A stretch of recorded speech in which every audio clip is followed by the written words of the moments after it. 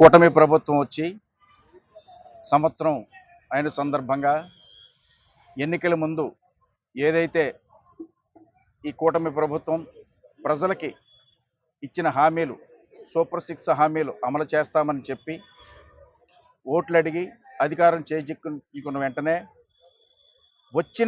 అధికారంలోకి వచ్చిన నెల రోజుల్లోనే మాట మార్చడం ఈ కూటమి ప్రభుత్వం నైజం అని చెప్పి మరొకసారి నిరూపించడం జరిగింది. దానికి నిరసనగా ఈరోజు ప్రజల గొంతుగా ప్రజలతో మమేకమై వైఎస్ఆర్ కాంగ్రెస్ పార్టీ కూటమి ప్రభుత్వం ఇచ్చిన హామీలని అమలుపరిచే విధంగా ప్రభుత్వం మీద ఒత్తిడి తేడానికే ఈరోజు వెన్నుపోటు దినం చేయడం జరుగుతుంది. కూటమి ప్రభుత్వాన్ని మేము ఒకటే ప్రశ్నిస్తున్నాం ప్రజల తరపున.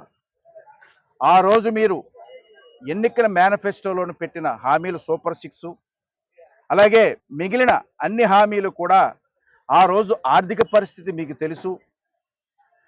ఆ రోజు రాష్ట్ర అప్పు ఎంతుందో మీకు తెలుసు. మీరు అనుభవజ్ఞులు, 3 సార్లు గతంలో ముఖ్యమంత్రిగా మీరు పనిచేసిన అనుభవం మీకు ఉంది కాబట్టి ఆ రోజు ప్రజలకు ఇచ్చిన హామీలు అమలు చెయ్యగలమా లేదా అన్నది మీకు తెలియదా అని చెప్పి ఈరోజు వెన్నుపోటు దినం సందర్భంగా మిమ్మల్ని కూటమి ప్రభుత్వాన్ని ప్రశ్నిస్తున్నాం.